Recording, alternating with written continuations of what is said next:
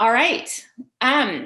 Well, I have to say, everyone, I'm excited to see so many people here, and this is my pleasure and honor to be able to introduce Steve Locke to the UH community. Steve was born in 1963 in Cleveland, Ohio. He was raised in Detroit, Michigan.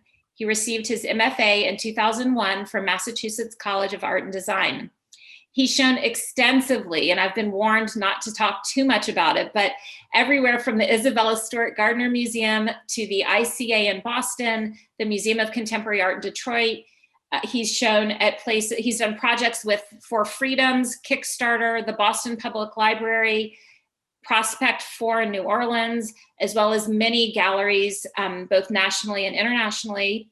He's been the recipient of the Pollock-Krasner Foundation, a Tiffany Award, and recently he's a 2020 Guggenheim Foundation Fellowship recipient, which is really exciting.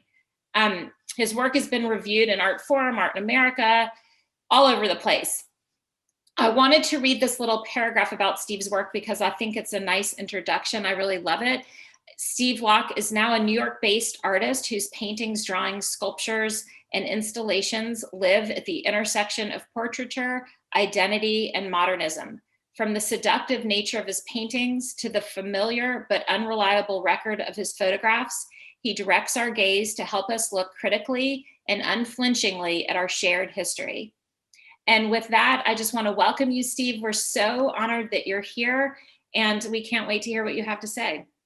Dana, you're so nice. And that was such a lovely introduction. And, you know, I was saying to Dana earlier that I get asked to do this kind of thing a lot, and I usually say no, but I would do anything for Dana Frankfurt. I think that she is, she's always been an inspiration to me as an artist, and as an educator. And when we were in Boston together, I had the great, good fortune to see many, many of her shows. And you folks who get to study with her are very, very fortunate. So I hope you know that. And if you don't know that now, well, you can't say nobody told you how amazing she is, because I just told you. Thank you, Steve. Okay. So I always like to start with this painting, which is it's called The Never Ending Story. It's from a long time ago. I think it's from like 2008 or something. And this painting encapsulates a lot of the things that I'm interested in. I love that sort of flat modernist color. And there's this white guy in the middle of all this modernist structure. And he's sort of keeping the black guy out of the modernism. But if you could scroll down on this painting a little bit, their genitals would be touching. So it's all, everything I think about is sort of packed into this one painting. So that's why I like to start with it. I know I'm talking to a lot of people who are M.F.A. candidates, and I just want you to know that I went to graduate school too, and I did not have the best time of it. It was quite demoralizing at times. So I feel your pain. This is my graduate school thesis show. I just included this so you could see, you know, at an Arcadia ego, you know, as you are now, so once was I. And so in 2005, I had my first exhibition, my first real, not in my apartment exhibition.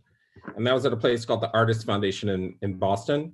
And I was drawing a lot, obsessively, in fact. And they allowed me to install a room full of drawings. There's about 500 drawings, and they're all nailed to the wall. And there's drawings, there's prints, there's photographs, there's inkjet prints, there's Polaroids. And so it was essentially creating this kind of room for myself. And that's why I sort of put the chair in the middle so the viewer could sit and be swept up in the panorama. And the figures looked at each other across the corners of the wall. And that's something that will come up again later in the work. Also later that year, my mom died in 2004. And I was going to a lot of museums, because you can go to a museum and burst into tears and everyone thinks oh, he's overwhelmed by the art, right? And people kind of leave you alone. But I went to Peabody Essex Museum a lot because they had a collection of Victorian miniatures that I was looking at a lot.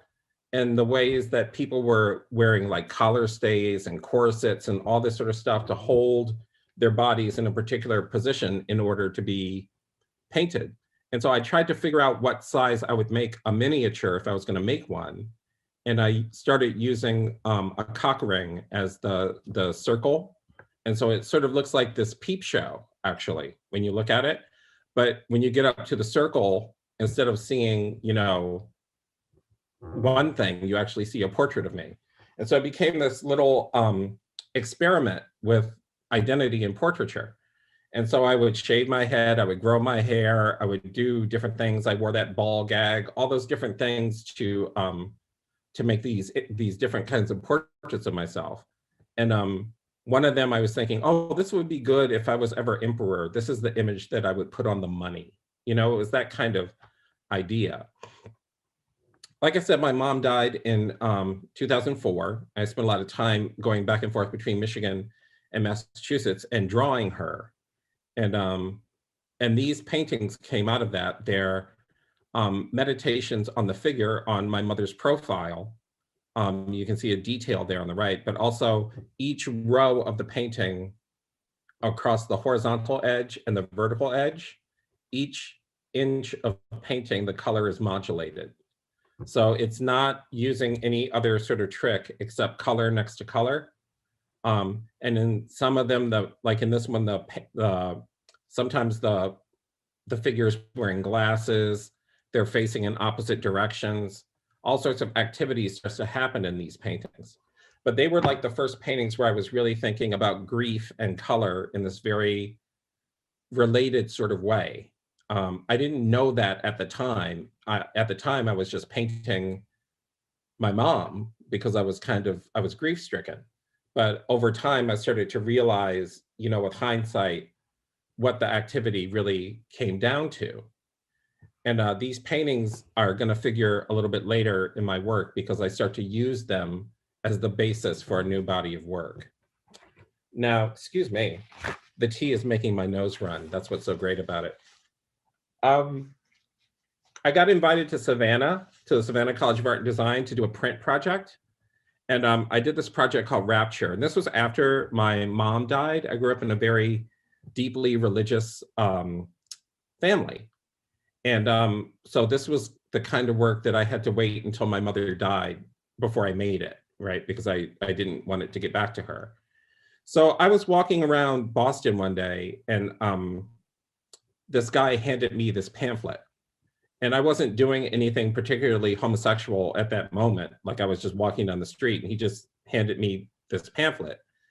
And inside it says, you know, it's not natural, homosexuality is a sin and there can be a cure and all this sort of stuff. And the address of the church is in the pamphlet as well. So I took the pamphlet home and I made a couple of drawings on the inside of the pamphlet and had it photocopied and folded, and I mailed them back to the church. So this is what you see when the pamphlet is closed, and when you open it, this is the image that's on the inside. So I've been thinking about these ideas for a long time. And when we got to rapture, the rapture in certain religious cosmologies means that, you know, the faithful are going to be taken bodily into heaven on the day of the rapture. And people like me who are filthy, who are sinners, who are evil, are going to be left behind, right? And I started to make images of what that would look like. And they started as drawings on mylar. So drawings with graphite and oil paint. This one is called The Evangelist, right? And then you have the team captain, the delivery man. So they're named after the people who have been raptured. And this one is called The Twins. So there's a cycle of 12 images. And so very similar to Duchamp's Bachelors in The Bride Stripped Bare. Everyone is named after their function, right? And I had these made into lithographic prints that were 22 by 30 inch lithographic prints, where each image previews the next image. So it's this sort of series of layered images that come through, right? And like I said, it was in Savannah and they weren't happy when the show went up. And they told me I had to move the work out of the main gallery. I could put it somewhere else. So I put it in the conference room. And so when they had all their meetings and did all their sort of business, they were surrounded by the work. They didn't ask me to come back to Savannah. Yeah. So my friend Robert, this is around 2006. We were at Skowhegan. I was working there at the time, and Robert had bought this really ugly pink jacket, and he was sitting in my studio, and he stuck his tongue out for a second, and I captured the gesture, and that just became a whole body of work. This is in Boston at Samsøñ. This is a show called You Don't Deserve Me, where I started to make these paintings that were freestanding objects. And I was thinking about the history of painting is the history of signs, right? So what would happen if you made a painting that was essentially in the same orientation as a keep off the grass sign, where the symbol of the painting, instead of a sign with text, it would be someone's face. And what would happen if you used a form of a music stand as a way to make a painting, right? So these were questions I was asking myself as a way to get the paintings off the wall and into literal space, and to really sort of highlight my desire to have the painting live in the same world as me, but also have a relationship to the environment that it was in. And the base of this painting is one of those paintings of my mom I showed you earlier. So then these sorts of textured surfaces started to become the literal bases of the paintings, right? And I had this neon made. Peter Jennings was a Canadian-American newscaster, and he was reliable. Like you could watch him and know that he was telling the truth, right? And when Peter Jennings died, that was kind of the end of the news. Now you just have people screaming at each other and saying like, say you love America. You answer the question and all this sort of stuff. And it's not news anymore, it's just invective. And so I had this sign made that was the sort of framing device for the entire show. And you can see it on the other slide. Hamza Walker made a show called Reconstitution, where he had the Constitution printed on the walls of the gallery in Farsi, and the works were installed on top of the text. And I was fortunate that he included I Miss Peter Jennings in this show. So this is Detroit. This is There's No One Left to Blame. This was a museum show curated by Helen Molesworth. Started at the ICA in Boston, and it traveled to Detroit. And again, you can see that sort of structure of the paintings I'm doing, where I'm building the paintings on platforms that are former paintings that I had done. That painting on the back wall, we'll see another image of it. That's the largest painting I had done to date. Paintings have a direct relationship on the wall, and they're also coming off the wall. So this is an image from the ICA where we rebuilt some of the walls of the gallery, and we cut into the walls. I love saying we cut into the walls. I didn't do any of this stuff. I did the design, and the wonderful staff and the wonderful installation crew at ICA and MoCAD did all the cutting. So they built some of the wall up, and some of it they recessed. So you can see here where they actually have cut and inset the paintings into the wall. So the installation has this effect of like the paintings are coming forward or receding as you get close to them. And this is some of the work that was in that show. This little black figurine, excuse me, when we talk about abstraction, right? This is abstraction. Like, how can you look at a black thing and think it has some connection to a real person? So that notion of what blackness is a complete abstraction, and that's kind of what this painting is about. And again, the people sticking out their tongues, the ideas about decapitation and loss and all that sort of stuff is figuring prominently in the work. But also when you think about the tongue, it's like this idea of language, or also this sort of weird gesture of desire, you know? And working with that kind of imagery occupied me for a long time, because in truth, a lot of this work was about living through the AIDS epidemic and losing so many people, right? And being surrounded by ghosts, right? And this neon was inside the gallery. And then we put one on the side of the museum, so it became the Museum of There's No One Left to Blame. So when you're an artist, people want you to, they want you to stay in a lane. They want you to do a certain thing that makes people happy or makes people comfortable. And it's hard to do that when these kinds of things are happening around you. I went on sabbatical from my job around the time Freddie Gray was murdered. And people were asking me, oh, what did you do on your sabbatical? Did you have fun and all this sort of stuff? I'm like, are you aware of anything that's happening in the world right now? And so, excuse me. When I came back from sabbatical, I made this piece. And there's 262 names. And I have that neon fabricated that says a dream after the Langston Hughes poem, What Happens to a Dream Deferred. And and I painted the wall wolf gray, which is a Benjamin Moore color. So essentially what happens is you walk into the gallery and you're surrounded by police light in an urban landscape. So it was sort of like being in a concrete alley with all these names on the wall. This is another view of that piece installed somewhere else. So each entry is the date, the name, the gender, the age, city, state, and method of killing. And like I said, there's 262 names.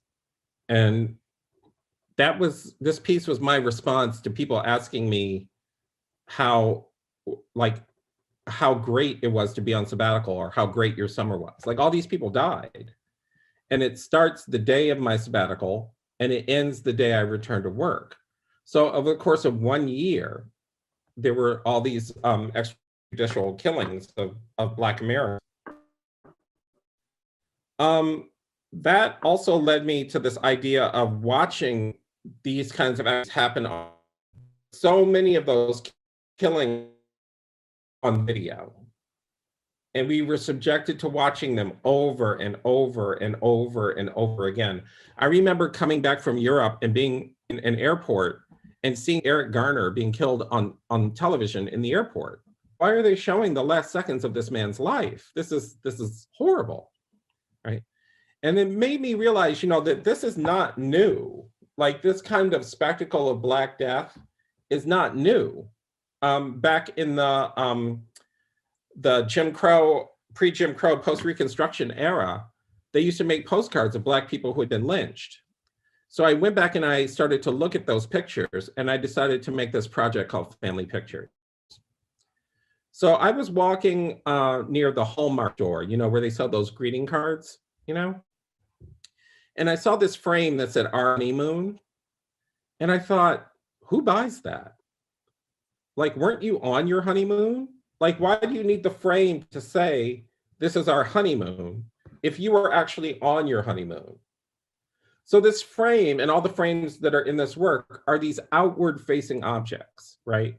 They're these ways of telling people how great your life is, right? And so when I saw this frame, I thought, I know exactly the picture that should go in there. So I took this image of the Booth slave ship and I put it in this frame, and I put the frame on this table, this like sort of middle-class, mass-produced, mid-century modern coffee table. And I painted the wall of my studio yellow and I photographed it. And I also photographed it in 4 different colors. So Family Pictures is each image is in 4 different colors, right? Just keep that in mind when you're looking at the work. So there's Our Honeymoon yellow, red, blue, and green, right? And there's 12 images, so I'm just gonna go through them really quickly. This is Always and Forever, Fun, Memories, Family, Always and Forever, Good Times, Good Friends. It's not where you go or what you do, it's who is beside you that counts. Mother, because of you, my world is a better place. I can't believe we did that. and remember this day. So when we installed them, I had all of them separated by color. So there was a yellow section, a red section, a blue section, and a green section. And they were set up on these vitrines that were about the size of a coffin with a piece of plexiglass. So when you look down at the image, your reflection was in the image as well. And you had to navigate through the entire body of work. So smaller versions of the photographs were on the table, and then larger versions were on the walls. And also I did the same project in a backyard in the Treme district of New Orleans. I hung the red section in a family's backyard that was part of Prospect, New Orleans. So people could come by, they had barbecues and all this stuff, and these images were on the walls, they were on the fencing of the backyard. So you'd be walking through the backyard and you'd come across this image. So the School of Love happened because I was trying to sort of end my work about loss and AIDS. It started to come to an end, right? And I was in Maine, and I was in an antique store, and I saw this little statue of a fawn. It's a little kitsch object. And I picked it up, and the lady who worked at the antique store said, you know, I don't mean to be weird, but that kind of looks like you, right? And so I was trying to think of a way to put myself in the work. So I started casting it in plaster and dyeing it different colors. Now, this is my old apartment, my old house in Boston, and that door leads out to the driveway. And in the summer, I had my door open, and my neighbor looked in and saw all these heads hanging in my basement and was like, Steve, what's going on down there? So I had to have my neighbor over and talk to him about contemporary art. And so I started making these sculptures that were representative. They were me, but they were also not me. They were sort of me learning about love. Like, how did I learn about connection? How did I learn about attachment? How did I learn about love? And I started to marry these sculptures with paintings, right? So each painting was a teacher, and it had a sculpture hanging from it that was the student, right? And so this is an installation view at Samsøñ Gallery that showed the work. And that's a meat scale that's being used to hold the head there. And we drilled holes in the floor of the gallery. So some of the paintings started upstairs and then they finished downstairs, right? And so these paintings, that's a sort of a very self-portrait of me as a very young man. And then the different teachers and students paired together. And using the bungee cords, because the bungee cords had this really great color to them. So it was like an additional way to draw, in addition to having the drawing that's within the painting, the drawing within the objects themselves became really, really important too. And this was a little library of like gay porn paperbacks that I had collected over the years. Because like I said, I'm 57. I didn't have like Ellen and I didn't have Elton John on television. If you wanted to know about romance, this was the only place you could go. You had to either imagine yourself in some sort of other scenario or there was this, right? I have time to show you that. I can show you that. About to hit the land. But the Bible said, verse 6 said, Locke went out at the door unto them and shut the door after him. And the Bible said, I pray you, brethren, do not so wickedly. So what time? This is not normal. This is so wicked. So what's happening there is there's a video that is playing of a preacher delivering this anti-gay sermon, right? And that was an object that was, it was a video on one of my painted objects that projected onto the walls of the gallery. Killers started to happen after the sort of dust up with Dana Schutz in with the Whitney Biennial, with her making that painting of open casket. So someone said to me that, you know, you can't make an image like that if you don't have that experience, right? So I started making images of white people who had murdered Black people, because that's an experience I had never had.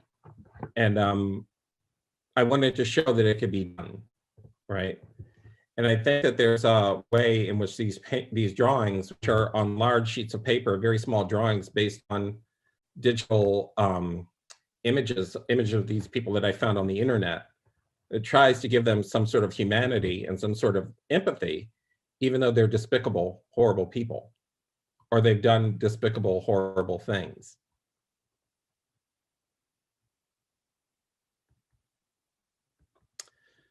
So I showed you this, and then this work ended up in New York. So this is in the window of Gallatin Gallery. So it's the same work in a different format. And this was facing the street. And what was interesting was that since it was in New York, some of these people are New Yorkers. So the names were known to some of the people walking by. So now this is the Gardner Museum that Dana was talking to you about earlier. I got invited to create a facade for this museum. It's a house museum in Boston, in Roxbury, actually. And this facade is called 3 Deliberate Graves for Freddie, a memorial for Freddie Gray. So what I did was I took this image of Freddie Gray, right? 3 images of him. One, he's on his street corner in his neighborhood. The second, he's being arrested by the Baltimore Police Department. And the third, he is on life support in the hospital. And it was really important for me that he be alive in all the images. And I took these images and I averaged the pixels in them using Photoshop to get these 3 colors. Because the question is, what color is Freddie Gray? If I can make a color called Freddie Gray, what would it be? And it turns out that it's these 3 colors. And so I took these 3 colors into my studio and I mixed paint. And I took that paint to Benjamin Moore and I had them make latex paint. So those 3 colors ended up becoming the facade of the museum, right? And the museum's designed by Renzo Piano. He has a special fabric that he uses for this project. So I had to have it proofed and dyed and all that sort of stuff. But it was also used by ForFreedoms, which is a political action committee run by Hank Willis Thomas. And it appeared as a billboard in Des Moines, Iowa. And it also was used as a wall decoration in Baltimore, Maryland, about a mile from where Freddie Gray was arrested. And here is that paint used to paint 3 of the pillars in the Gallery 221 in Florida for an exhibition I had there. I was artist in residence for the city of Boston, and Boston is the first free public library in the country. So I did this project where I decorated the library with these flags that say, "I remember everything you taught me here," to sort of quantify that the library is a site of learning and engagement. And this project also had these memory books that people could write their memories of the library inside of them. And once it was up at the main branch of the library, it went to the individual neighborhood branches of the library. And this is the observation of a 9-year-old boy who wrote in the memory book for his library, which is the Dorchester branch of the on Adams Street. You know, it's the nicest library and the nicest librarian I've ever met. This is the library in South Boston. Okay, so now we're almost at the end. We're almost at the end. Stay with me, folks. Stay with me. Okay. So when I was artist in residence for the city of Boston, I proposed building a memorial at Faneuil Hall, because Faneuil Hall was built by Peter Faneuil, who was a slave trader. In addition to many other things, he also traded human beings. And this is an open secret in Boston. I'm not telling anybody anything they didn't know. And it was known that, you know, there were slaves sold on Merchants Row, where Faneuil Hall is now. It was also known that, you know, there was a breeding program for slaves. People wanted a particular kind of enslaved person. So, like I said, the slavery in the colonial period is not something that I just discovered. Wendy Warren wrote this wonderful book called New England Bound, which talks about it.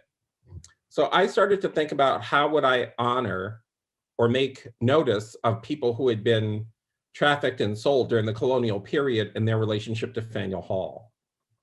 And what I did was I took this sort of map of the transatlantic trade and this sort of shape, which I discovered on my own, trying to develop an idea of what an auction block would look like from above. And I married the two. And then this was going to be a bronze plate that was going to be at grade in front of Faneuil Hall. And it would be heated to the temperature of a human body. So when you touched it, it would be warm.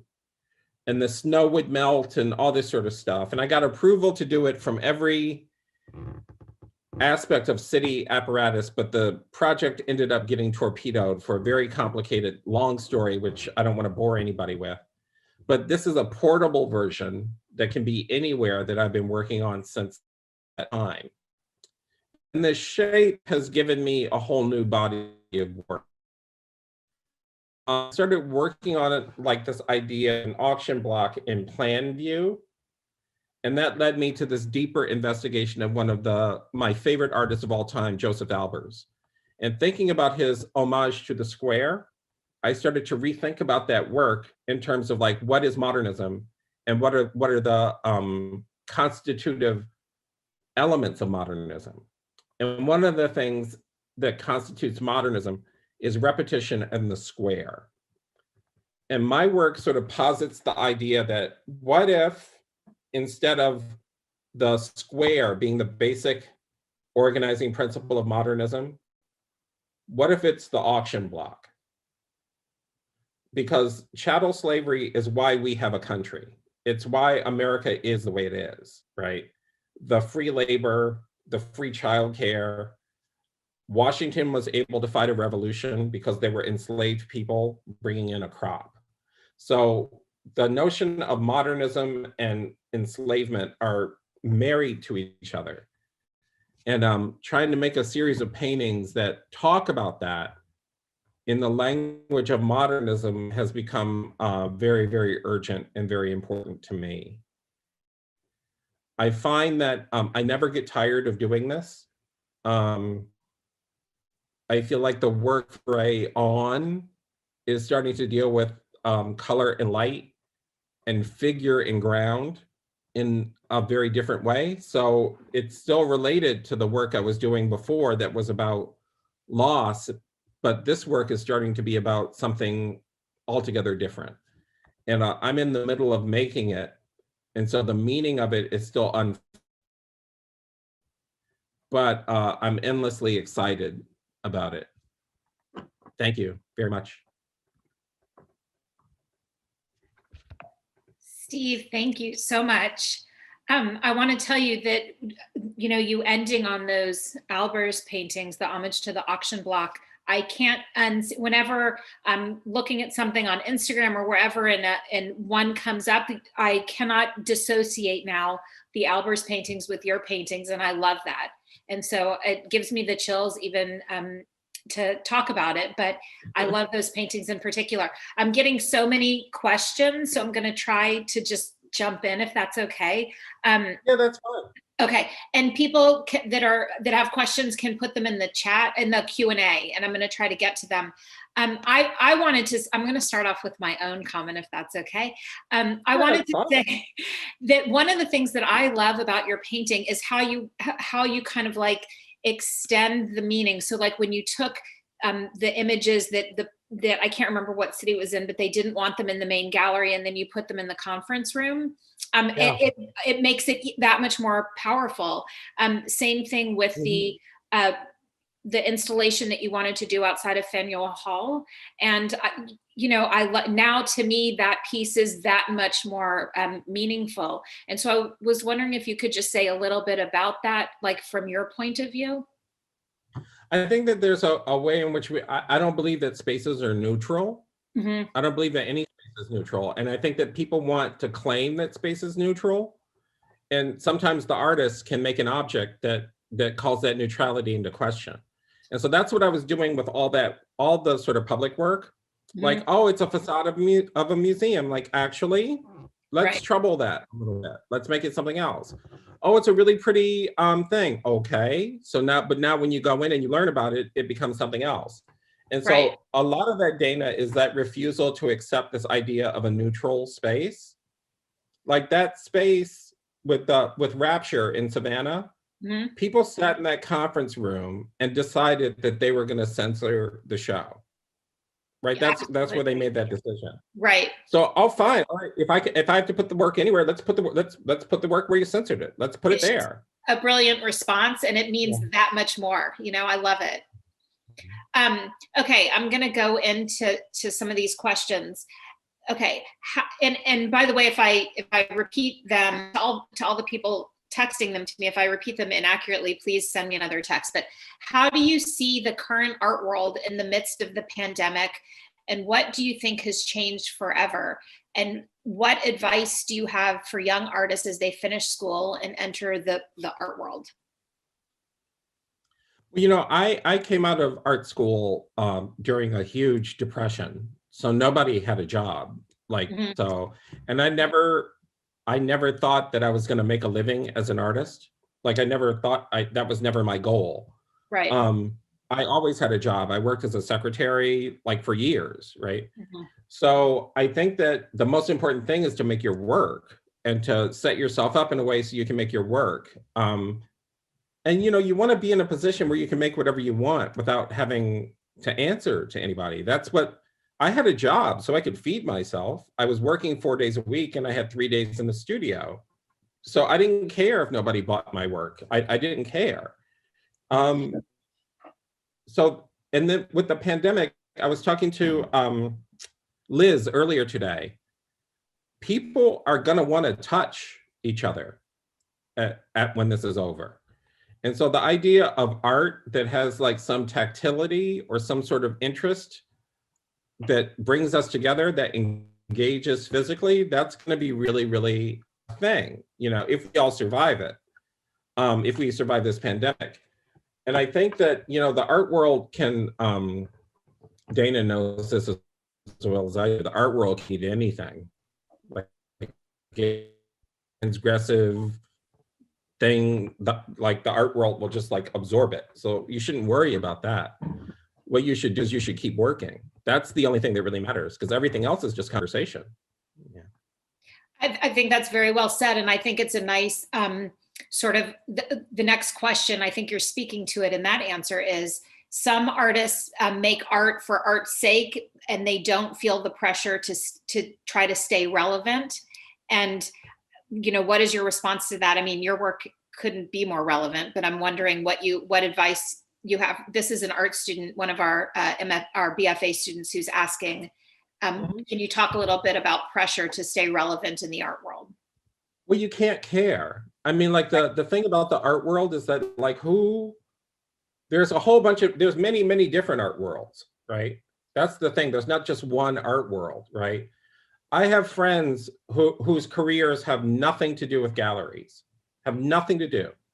Their careers are all focused on museums and public art, right? I have friends whose work is purely decorative, and they just make paintings to decorate people's homes. Like it depends on what art world you want to be in. What I think is important is that you have to have a vision. Like you have to have a vision of something that doesn't exist, that only you can make. That's the thing. And it's kind of crazy. Like you know as well as I do, Dana, how crazy it is. Like I'm gonna make a painting. That's like the craziest thing you can do in life, right?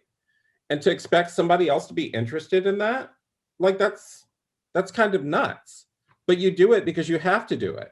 You have to do it. It's not a hobby. It's not fun. It's an avocation. It's a way of being in the world, you know? Well, and we continue to do it when people aren't looking. I mean, that's the thing. There's more, most of the time people aren't looking. Some of the time, right, you know, people look, but that doesn't have anything to do with whether or not we're doing it. And so, well, it can't. Right. And I think the thing to do is to cultivate a good group of friends who understand what you're doing. And so you can maintain that conversation when you get out of school. Like I'm very close to a couple of people I went to graduate school with, and we still send each other images and stuff like that. Right. But like for the art world, nobody was ever interested in anything I ever did. All the shows I had, I maybe sold like maybe 2 or 3 things in my career. It's only very, very recently that I started to sell paintings for like, that I'm like, oh my God, I got a check for selling this. Dana, somebody bought one of those heads from School of Love. Yeah. And I was like, I cannot believe somebody wants to live with this thing. You know what I mean? I have one of your little watercolors on paper in my studio. It's framed on the wall. So that's exciting for me. Okay, so I want to try to get to a few more questions because the students are sending them in. Can you, do you think social media has made the lives of artists better or worse? And how has it changed your work since the before and the after of social media? People sometimes think that they're seeing art on social media, and they're not. They're just seeing pictures. Right. And it stopped people from engaging with real art. It stopped people from engaging with objects. And going back to the pandemic question, like people are going to want to see art. They're going to want to be in the spaces with other objects. So that's good. But I find that social media, it sort of dumbs things down in a way. It's like in some ways it can well, yeah, simplifies. Well, simplifies is too generous, because like I'm in favor of simplicity, but there's a lack of nuance that happens with social media. Right. Where people think like, and this is going to get me in trouble, right? But people think that anybody can be an artist. And I've always thought that that was crazy. Like, it's very hard to be an artist. It takes a lot of work. And like, no one ever says like, I feel like being a surgeon. Like, no one says that. No one like says like, I'm a surgeon now. And then all of a sudden I'll just start doing surgery. But somehow people feel like they can say that with art. And I just have never believed that. I've never believed it, because art is a conversation between me and you and Henri Matisse, and it goes all the way back to the caves of Lascaux. Like, it goes all the way back. And like this notion that I just jumped from the head of Zeus and I'm creating my own conversation it's arrogant. It's arrogant. Yeah. Arrogant's a good word. Can you please speak about the idea of no neutral space with your personal preference of color use per project? It says, was your use of color fun or vibrant colors? I'm not sure if I'm repeating this right. Like the bungee cords, was it used to further assign a certain charge to the area? How did you determine what kind of palette to use in that particular project? Because I think in some of the work, the color is very specific, it, generated from the images that you were showing and things. But with the bungee cord, for example. Well, color is always specific to me. Like I don't treat color arbitrarily ever. And I think that, bungee cords are different colors, so you know what length they are, right? That's why they have different colors, right? And so using them as a drawing material, so there's something to be said for having 2 paintings that are connected by a blue line. Like, that's essentially what that was about, right? Right. And I don't think of colors in terms of fun or whether I like them or I don't. I like all the colors. Like, that's not how I think about color.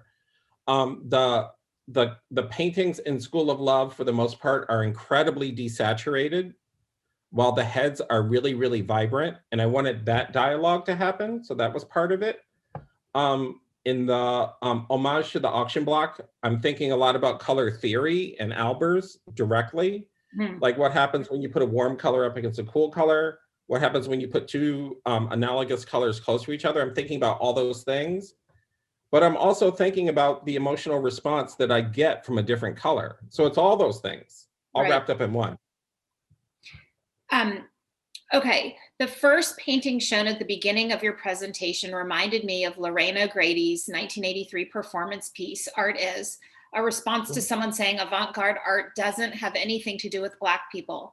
What are your thoughts on society still treating Black artists this way? And do you think we will see a change soon? It's not going to change until people change it.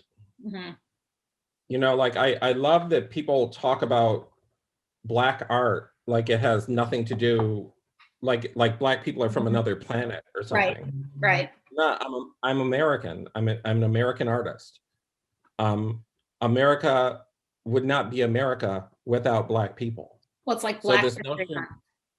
yeah, so it makes no sense. Like Right. it's a way of, like, women make women's art, and gay people make gay art, and Black people make Black art, and then white men make art. And Right. like that's like I'm not having that conversation with anybody.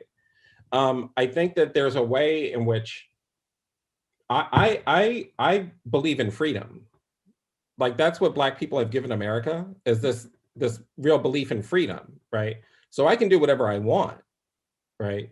And if people want to say that I'm a Black artist, like, well, yeah, I am, but like my work, I'm not making work that only Black people will understand, or No. that there's like some sort of Black, like it's that kind of shit. I lived through that shit in the 60s and the 70s, and it was toxic because you had all these artists on the one hand talking about abstraction, and Black people saying to them like, oh, that's not radical because you're not making images of Black people. And that's one of the reasons I had to stop painting the figure. It was like, look, I don't want to be in this conversation anymore. Well, that's one of the things I loved about that little paragraph I read in the beginning, because you talk about it as a shared history. And I think, Yeah. yeah, absolutely. Just a couple more questions, Steve, is that okay? That's fine, Dan, it's fine, really. Okay. It feels as if you focus on the response of what you create because you tend to make a statement. Is there any place, location, or part of the world that you would love to make a statement about socio-political perspective that you have not already? And follow-up question is, what is your proudest art career moment? But those are kind of unrelated. If you could speak to the first, either one. Well, you know, it's weird. I don't really, that's such a strange question. Like, I don't think I have an answer for that. That's an answer. That's good. I mean, I would like to go everywhere. Right. You know what I mean? I'd like to do everything. I don't want to go to space, though. I would not do that. Have you seen like all these people like get on a rocket and go to space as like a tourist? Yeah, Would never do that. Me neither. That's terrifying, yeah, right? Claustrophobia. But one So kind of anything a little extension of the question would be, now that you're in New York, it's like, for example, we saw your, like what you did with Faneuil Hall, but now that you're in New York, is there anything that's been on your mind from where you live now that you're thinking about doing? Well, you know, I think about working in public a lot now, since I did Freddie Gray and the work. So I'm always thinking about memorialization. I did a project, there's a project on my website right now where I designed, there's a competition for a memorial to enslaved people in France, right?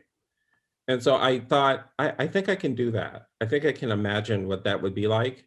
So those are pretty much the things that I think about now. When I think about public art, I think about memorialization and history. I don't really think about,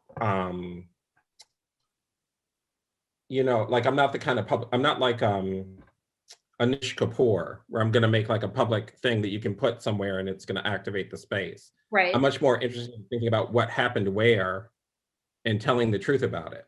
Right. That's my thing. Yeah. So that kind of leads in, I've got two last questions. How do you, I'm going to kind of rephrase the question that Emily wrote into the chat and say, how do you manage the backlash that you get with regard to some of the projects that you've done? That's a very sweet question. I cry a lot. I did a lot of crying. I left Boston in part because of what happened there. And Boston was my home for a long time. It's where I met Dana, you know. And to be honest, Emily, I'm still kind of devastated about that project. Like it's hard for me to not cry when I think about that project.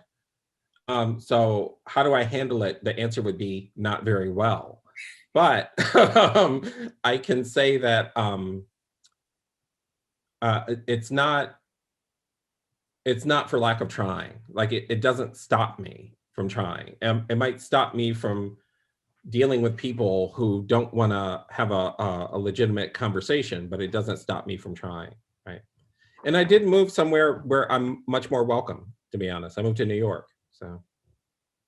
Okay, and I'm going to end with this last question. Can you talk about your use of repetition? It seems that it can be both about an act of insistence or point to the importance of not forgetting. It's a little bit of both. And it also is about trauma, because the way the brain processes trauma is that like, it's like A, B, C, D, E, E, E, E, E, E, like you can't continue. Like you get stuck in a spot. And so the repetition just sort of reinforces that idea that like this is a moment that cannot end until the sort of the traumatic cycle closes. That's why, family pictures is a narrative, right? It starts with one image and they're in order for a reason, right? But then that starts all over again. Right. So it's like remembering a terrible thing in different rooms of the house, right? Or even with the auction block paintings, it's like, is it everywhere? Is it everywhere, really? Like, yeah, it's everywhere. It's everywhere. You can't get away from it. Right. Steve, thank you so much. Dana. This was such a pleasant treat. I really feel, just so you know, I have like 10 more texts on my phone of questions, which just suggest how like provocative and interesting the talk was. And we're just so grateful that you had the time to spend with us. And well, I'm happy to. And Dana, if you want to send me those questions by email, I can try and answer them and get them back to you. Yeah, I might not be able to return them today, but I can definitely give it a shot. Absolutely. Thank you so much. And thanks to everyone for signing in and listening. And hopefully the next time you come to University of Houston, it'll be in person. That'd be great. We can get barbecue. There you go. That's all I want is Texas barbecue. That's all I want. We know where to take you. Thank Dana, you, I love you. I'll talk to you soon. Bye. Yeah.